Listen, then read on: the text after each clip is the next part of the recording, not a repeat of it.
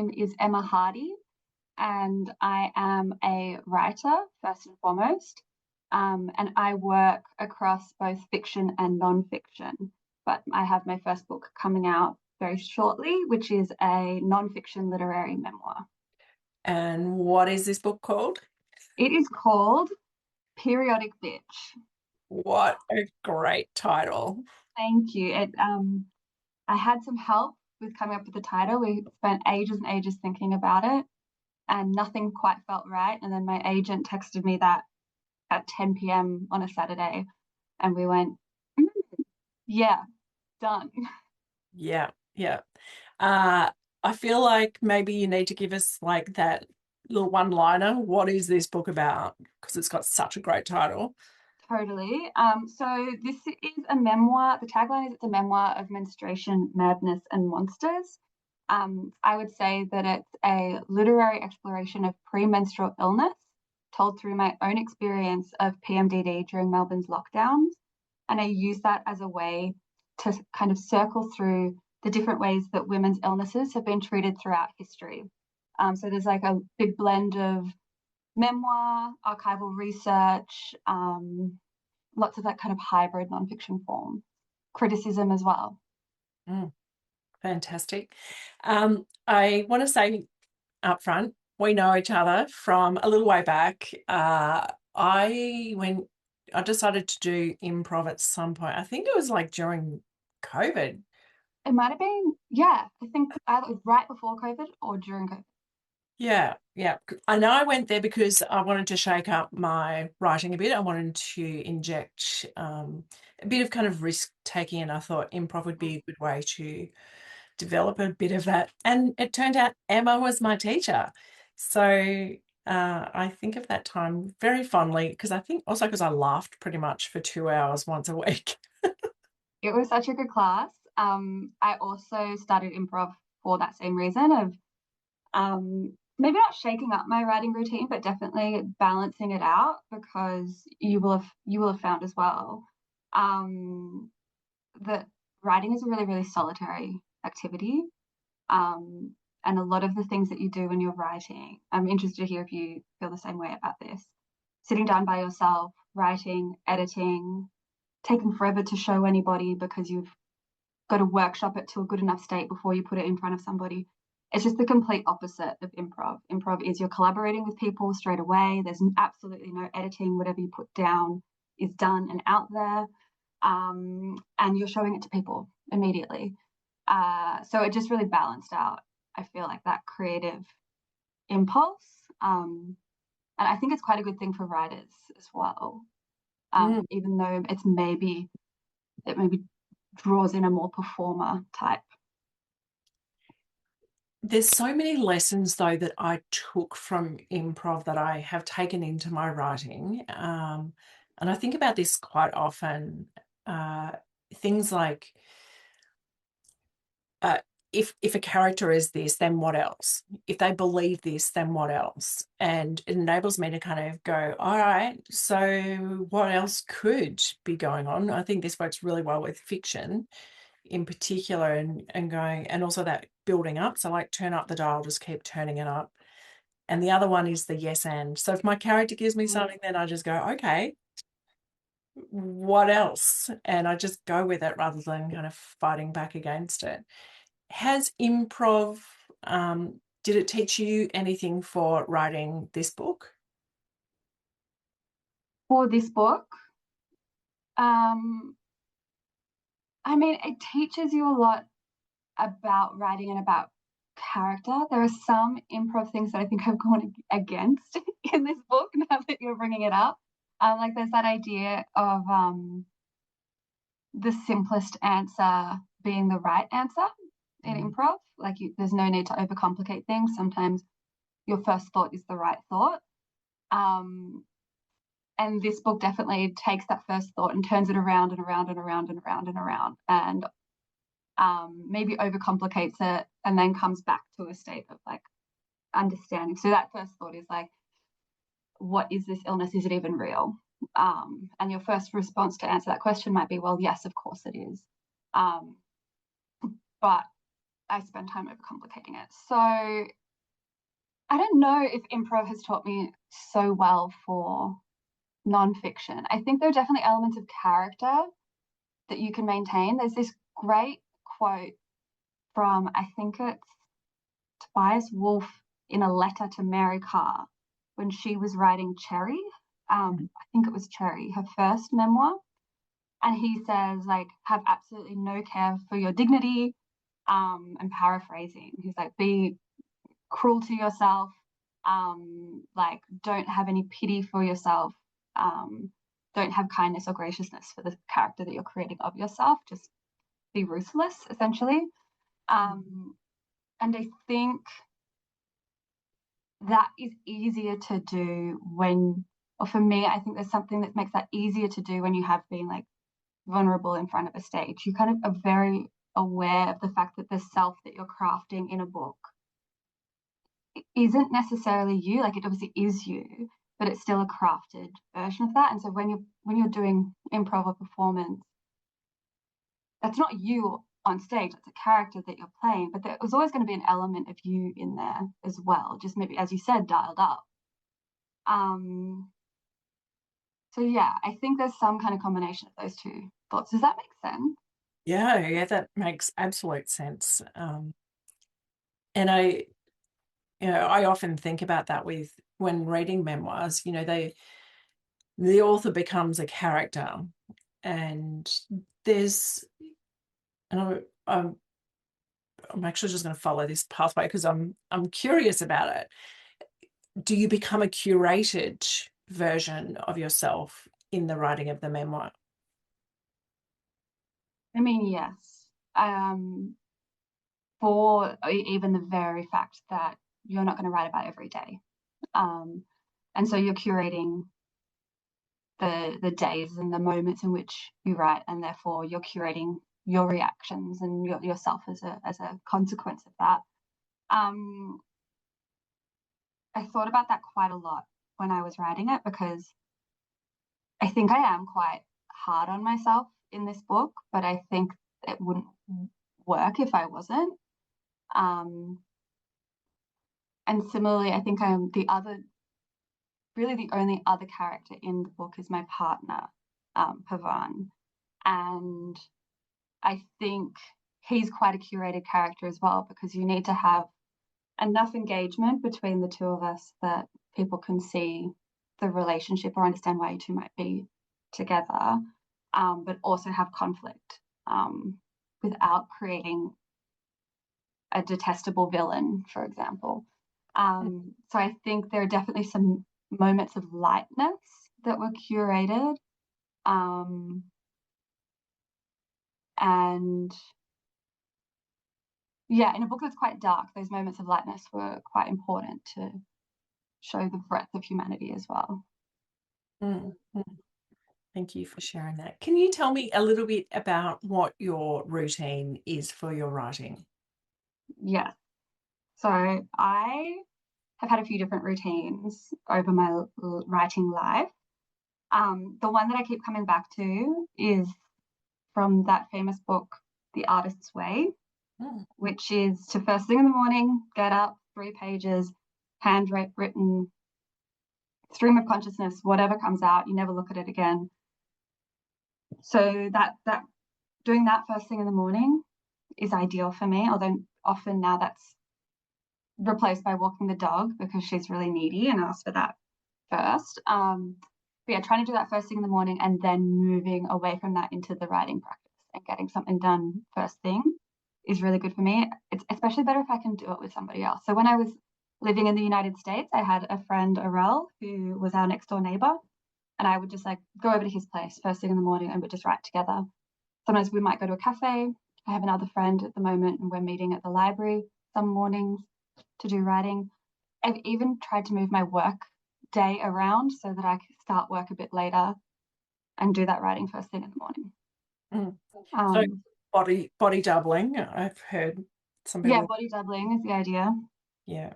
I'm very bad at attention, so I have all of the hacks in which to do it. I have an app on my phone where if you don't touch your phone, it plants a little tree in a forest. Pomodoro, which is just another version of the Pomodoro technique. I do the bullet journal as well, so I know what I'm going to do. I write in Scrivener, so I can kind of just get it all out and then move it around later. Anything that stops that kind of block or makes it difficult to start is what I'm trying to get rid of as well. Yeah. On the days that you're not body doubling, Mm-hmm. do you have a routine for that helps you get into your writing? Not at the best one. Mm. Sometimes it's just forcing yourself to sit down and do it. Like, I'm a strong believer that, like, the way to write a book is quite simply to sit down and write a book. And we are overcomplicated and think of all of these craft things or ways that are blocking us. And like, even right now when I'm working on book 2, part of me is like, maybe it is true, maybe there is a block. But no, it's like just sitting down and doing it. And so the routine is not like a make myself a coffee or do this stuff. It might be just I have to walk the dog, and then as soon as she's done and I've put the food in her bowl, I have to sit down and stare at that screen until something comes out. Mm-hmm. Tell me about your process with putting a story together, you know, where from the start to getting it actually done. Do you mean like from ideation or? Yeah. Yeah. So I think I tend to work more with like themes or ideas that I'm interested in. I'm not a plotter in any way, so I might start with like an idea or an image. Um, I find that it's better to just write a lot and then not use much of what you've written. So I tend to work it out on the page. Mm. And then you get quite a bulk of material. And then hopefully, ideally, at some point, a structure will emerge. There was a great book on structure that I read while I was writing this book, which is called Meander, Spiral, Explode, and it's by Jane Alison. Have you heard of it? Have you I read it? have Steve Capone, who was on an earlier podcast episode. He mentioned that to me. It's so good. Mm. I really, really recommend you get it. I love it. It's like quite an easy for a craft book. It's quite like beautiful to read as well. Yeah. Um, Oh, I'm going to put a link to that in the show notes so that people can find that book as well. yeah. Yeah. So like, I'm thinking it's on my shelf somewhere. If it's not in my shelf, it's like in my bag because I actually am using it at the moment. But she talks about different. Have you ever talked about this on your podcast before? And I shouldn't No, go no, into no, it too long. no. He just right at the end, he's like, "Oh, these are the books that you should all read." Okay, well then let me talk about it because I love to talk about this one. Yeah. I love it so much. So one of the premises behind it is that the structures that we see in story are structures from nature. So like the arc that we see, the traditional story arc, is kind of like a wave or a swell, and it's like a quite a natural form. But she equates it to like a male orgasm where it kind of peaks and then it's over. And so she went on this kind of mission to look for different story structures that might inhabit like different feelings or emotions. So that could be wavelets where you have lots of like smaller waves and smaller peaks, which might mirror like more of a female orgasm. Or one of them is spirals, which we see all through nature and like vortexes or weather patterns.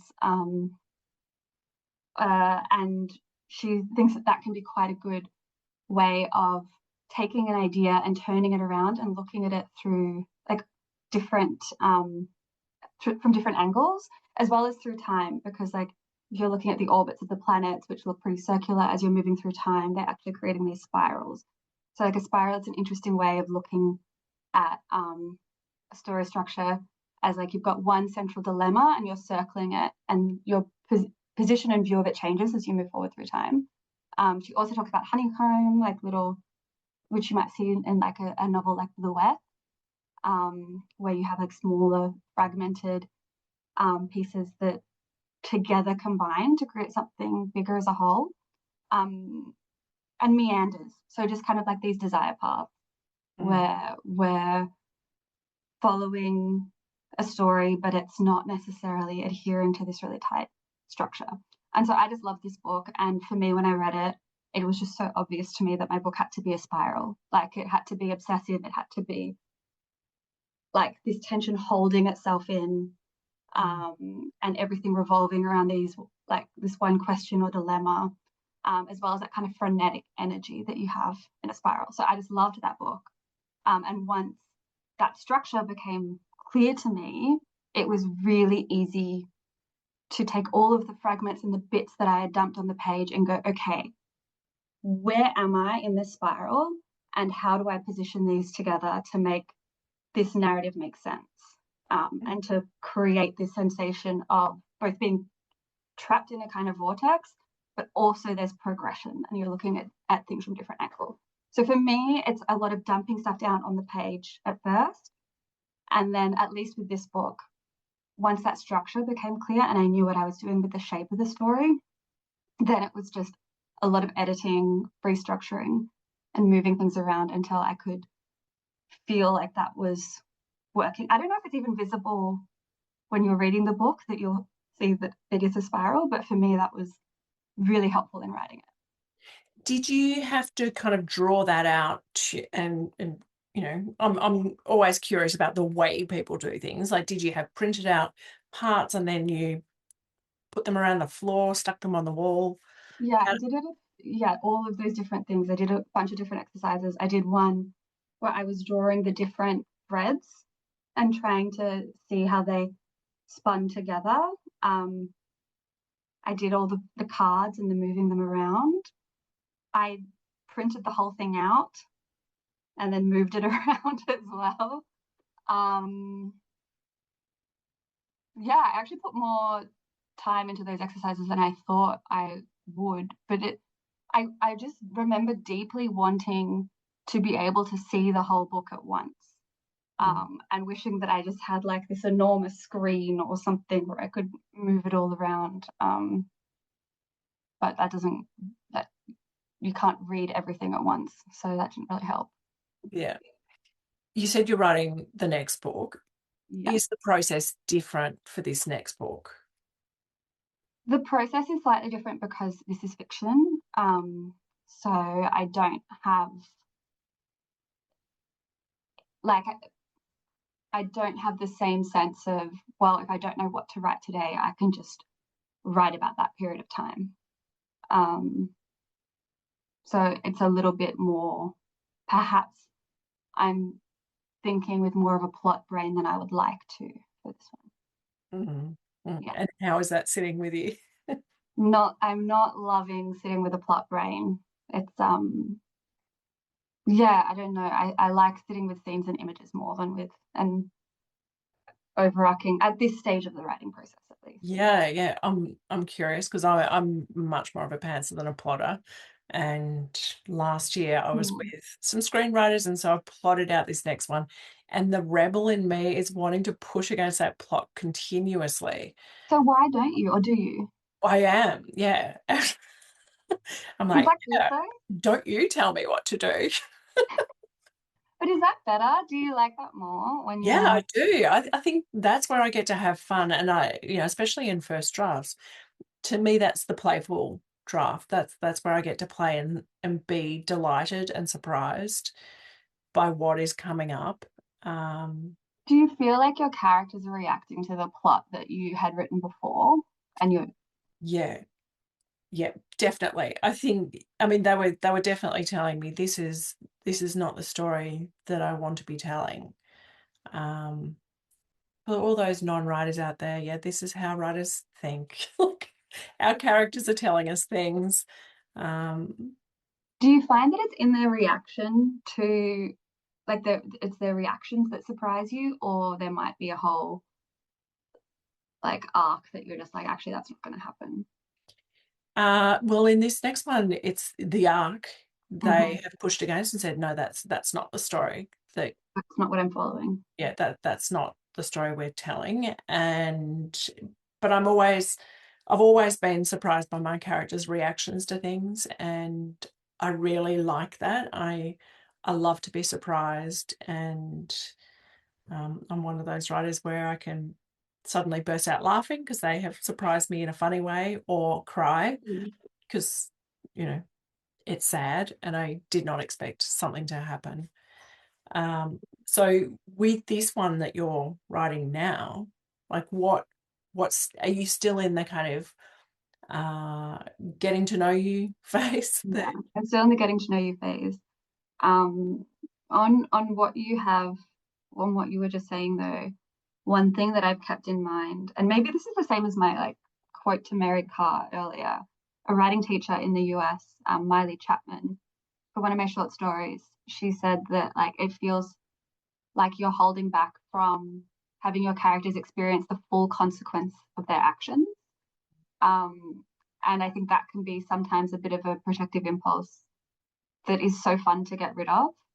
Yep, And instead of protecting them for themselves or showing their cruelty or whatever, just like let them experience the full consequence of their actions. So yeah, don't have them almost get caught, have them get caught.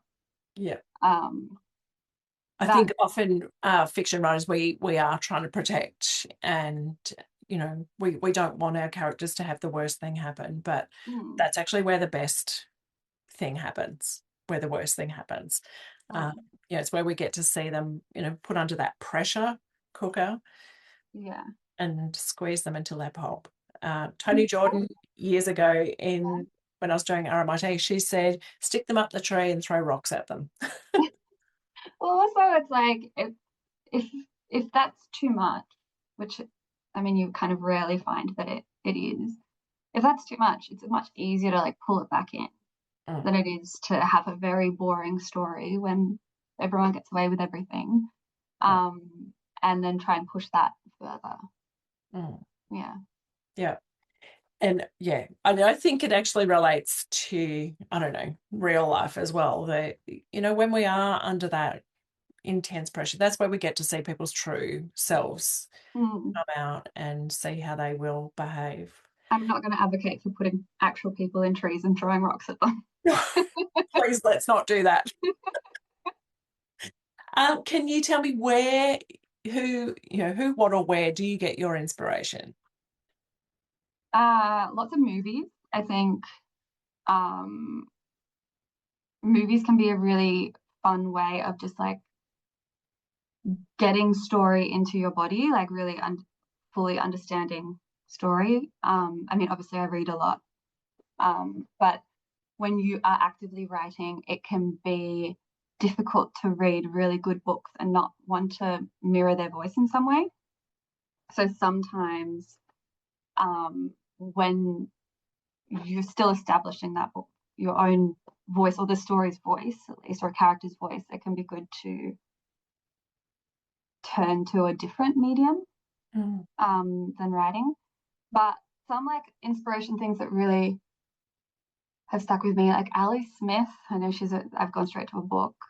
The way that she plays with language, I just think about that all the time. Like if I'm not having as much fun on the page as it seems like she's always having, then I'm doing something wrong. mm, But yeah, I'm really into people who are super playful, who are having fun, who have heart still. Like I think that sometimes we can be experimental for the sake of it and we can lose the heart of the story. But yeah, another thing was that Joy Williams in her differences between a short story and a novel, she said that a story should have an animal within it to give its blessing. And I am always thinking about that too when I'm writing. Is like who's not human in this story? mm. Tell me, do you play with other forms of writing other than long form? Like poetry? Mm. No. Um, I will be a hypocrite, and at some point, someone will say, "But Emma, you wrote this poem." But you know what? Isn't it fun to say no? How um, do you inject playfulness into your writing? Sometimes, I'll think of a tangible example that can be easier to do. So, like, I was reading By Night in Chile by Robert Bolaño, and it's all from the perspective of this dead man, and it's a monologue. And for this class, we were doing an imitation of that book. And I mean, taking the inspiration from my two joys in life, which are the idea of having an animal in a story to give its blessing and to imitate this like dead narrator, I wanted to write the story from the perspective of a dead cow. And just like thinking about the ways that language might work differently for this character. What might they know? What might they not know? But then there's also just like a bunch of playfulness of like, well, when it's nighttime and there's a moon, well, that's one word that the cow can definitely say. And don't we have like cows jumping over the moons in our stories and our nursery rhymes? It was just fun. I'm not saying it's a fantastic story, but like it was definitely fun to write. And I feel like when people read something that's really fun to write, they can sense that. Yeah. Do you find play as well? Yeah. I'm always looking for play, and I do it in a bunch of different ways. Like I draw and I paint. For me, that is just being playful because I'm not making anything to sell or exhibit anything. For me, it's just seeing what happens. Like I'm constantly fascinated by how marks on a page can make something look like a thing. And poetry, I do just for playfulness, just playing with words and seeing what words can do. And again, not for, I did get some poems published a number of years ago, and it shocked me because I just played with these words and thrown them together, and they were a poem, and then these 3 poems got published in a book. That's awesome. I know, but it was, I do sometimes find those random. I do find my aversion to poetry, it's not a real aversion. I make it up. I've made it up as like a character thing where I'm like, it's partly because I only like poetry where the person is having fun. I don't really enjoy serious poetry. And then I'll be a hypocrite saying that because then there's a serious poem that you love. I love it. And we're allowed to change our minds, I'm finding joy in just making absolute statements that I'll take back later. Yeah, exactly. That's being human, isn't it? That we can say, I never do. I never write poems. I wrote poems. yeah, exactly. But I do like poems as like a language play. Or even actually, because one of my favorite books is The Monkey's Mask, which Dorothy Porter's. It's like a lesbian detective noir, written entirely in verse, with this lesbian detective who hates poetry. And I feel like maybe whenever I talk about poetry, I'm embodying her. Where like this detective obviously does love poetry because every thought that she has is a poem. But it's also like really scathing of the poetry scene, and it's really like critical at the same time as it's really playful. Don't watch the movie. The movie's anyway. But what was I saying? Oh yeah, I love that idea of genre as play as well. So like when I was writing this book, I also wrote like a superhero short story where this superhero has PMDD, and like what does that look like? And so you're just kind of thrown like out of your comfort zone. I don't usually write genre, but it can teach you a lot about having fun with a story when you do as well. So I think sometimes I think of poetry as almost being genre. Yeah. I actually think back to our improv days, and the word play that we always had in there as well. Like that is a playfulness, and I think as adults we do get a bit serious about what we're doing and forget to do play, because play's where it's at. It's where even about serious topics like your book, like to still get playful with that. I think it helps it shine on the page. Well, I also just think that we are, as writers, in many ways also entertainers. Like we might write without thinking of an audience because it helps to not think about the audience as you're just sitting down and doing it. but at some point you're writing to entertain an audience, Mm. or if not entertain, make them like affect them in some way. And so you have to be thinking about play or thinking about tension or thinking about, or yeah, you have to be thinking about that. Yeah, Yeah. well, we're the storytellers, Mm.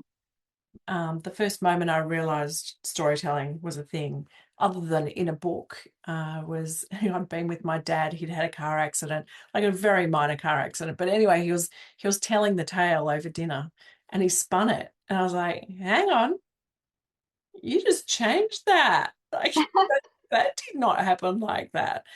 So he was in a way teaching me how to tell a story, Yeah, how to make it that's so more true. interesting. Yeah, that's so shocking when you're a kid as well. It's like, oh, but I trusted you, and now what? Yeah, I mean, like that's what comedians are always doing. Mm, Might start with the truth, but never let the truth get in the way of a good story. that's right. Tell me, if you were to be caught in a conversation with someone who is like, oh, I don't know what to do next with my writing or my creative work, or is just at the beginning of it, what wisdom would you want to pass on to them? I think, and this is like quite specific, I think as a writer, it's and you're starting your career, I think it's really good to identify whether you're a holder or a sharer. Some people really like to hold on to their work and not show anybody until they think it's absolutely perfect. Some people make sense of their work by showing it to other people. And they go, I just wrote this down. Have a look at it. Tell me, what do you think it is? I don't know what this is yet. Help me figure it out. I think it's really good to identify which one of those two you are and follow the opposite instinct when you need to. Um, so if you want to hold on to everything, show people. If you want to show everyone, hold on to it for a bit. Um, That is such a great pearl of wisdom. And I've not actually heard anyone else say that, but it's so true. are you a holder or a shower? I used to be a shower, and Yeah. now I hold on much more. Um, I think also that kind of evolved because, when I started really doing it, I was doing it at RMIT, and we had to share all the Mm, time. And that gave me validation of words, like, yes, it worked or didn't work. Um, but, getting to that point where learning to trust myself with it a bit more and letting mm, it to sit, which I think everyone who's been through any kind of writing program will be nodding their heads at the moment, because you can end up with a lot of conflicting opinions about a sentence. Uh, yeah. I mean, one of the things that I was told in my program as well is that sometimes workshop will edit out the good parts too because they stand out, mm, and people will read things through once and it'll stand out, and then they'll read it through again. And on that second read through, they'll go, oh, maybe get rid of this. It stands out a bit too much. But actually, that needed to be there. That mm. is fun and it stood out for a good reason. Um, so yeah, if you are a holder, I think you should show, but that doesn't mean you have to change based on Yeah. what everyone says. And I think, I mean, I've run quite a few writing groups, and I would always say, like, when you are showing, know what you're asking for. Mm, So go into it very intentionally to go, I just need to know, like, does this make you laugh? Or does this make sense? Or, I want to know what feeling you're getting from this writing. So go into it thinking about what you're wanting to learn about it, rather than just, getting someone to say, oh, it's great, because that's so yeah, that helpful as well. doesn't actually help you at all. But also, when you find someone who is a really good reader, who has honest, insightful criticism, treat them really nicely. Hold on to them forever. Yeah, Never forget their birthday. yeah, yeah.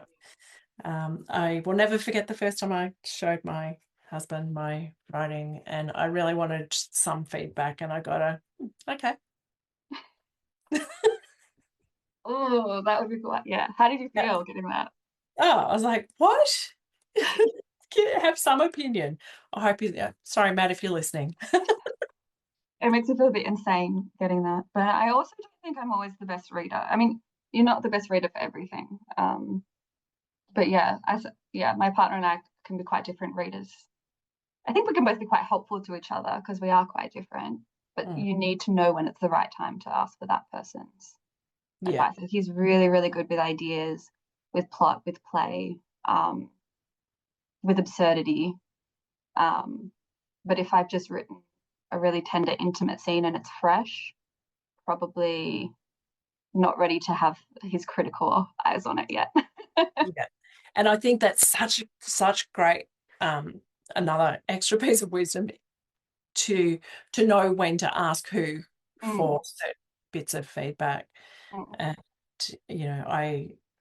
I've got my people. I know, like, you'll go through it intensely, you'll give me the overall, and I think mm. knowing who are good readers for you is really good. Yeah, Tell me, Emma, what is home for you and your writing? What does that mean for you? this is a question that I don't think I have a good answer to. But I did move to the United States for 3 years to do a Master of Fine Art there. And I left during one of the lockdowns in Melbourne. Um, and the lockdowns had delayed me leaving for a year as well already. And during that year of being delayed, I came to this kind of realization that as a writer, it is quite important to be connected to a place and a time. Um, you can't just write abstractly about everything anywhere, or maybe you can, but I think it's important to, yeah, I think yeah, that idea that everything's connected to something, but nothing's connected to everything. So taking care and understanding where as a writer you are connected to things. But then the idea of getting paid to go to the United States and be able to put writing at the center of my life, and there just wasn't, I wasn't getting any funding like that here. As I mean, like, there's all these arts cuts, like Writers Victoria have happened as well. The arts, I think sometimes Australia can be quite loathsome of the art. Mm. Um, that for me, I ended up going to the United States, which was very good for my career, and I got support as an artist. But I was very angry about that. I was quite angry about the fact that I didn't feel like I had that here. Um, so I do feel like Melbourne is home, and that is a place. And I know that there's many more abstract answers to a question of where is home for you as a writer. But for me, it definitely is Melbourne. And I'm quite angry about the way that Melbourne and Victoria and Australia can treat its artists. Mm. So There's it's a some, home, but not always a nice home. yeah. It's almost an abusive home. Yeah, and I saw actually earlier today that they've nearly got to 10,000 signatures for the petition. Yay. So Yeah, getting so close. if you're a Victorian and you love reading or writing or just the whole lit scene, please sign that petition. I can put a link to that in the show notes too. Hopefully by the time this airs, we'll, It's already been yeah, reviewed by Parliament and the funding has been reversed, or the yeah. defunding has been reversed. Yeah. Um, Thank you so much for your time, Emma. Oh, so good to have a chat with you, Meg. I really appreciate Yeah. you inviting me to do this. Oh, my pleasure, my pleasure. And I wish your book well, that it will, help others to be able to see themselves and,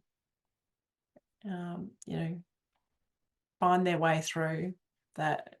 I think it's a very poignant discussion at the moment. Yeah, there's lots of um, relatable moments in it, I'm sure, while also being quite relatably angry, maybe.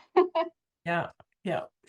When I saw the title, so just before we finish, when I saw the title, it reminded me of Rachel Yoder's Night Bitch, which Yeah, is such a great angry novel. yeah, I related to that so much. yeah. That Uh, came out, I think, while I was writing it as well, and I was like, damn, that's that's the kind of I mean, I've always been really interested in, I mean, female anger, but also the ways that women are often equated to animals when they are angry. And so that book like fully embraces that comparison that's often made. I mean, like, yeah, it doesn't shy away at all. no, not at all. And like the idea of like a dog being the domestic thing, a woman being supposed to be domestic, and the anger that comes through when you feel pushed into that position as the protagonist of that book is.